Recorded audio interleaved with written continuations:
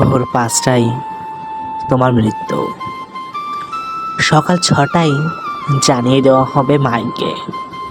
8টায় শেষ গোছল করানো হবে। 9টায় তোমাকে নতুন কাপড়ে সাজানো হবে।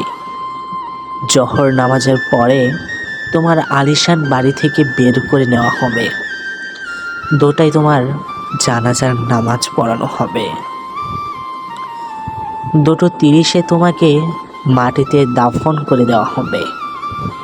মাটি দেওয়া শেষে কেউ তোমার জন্য দোয়া করবে, আর কেউ চলে আসবে।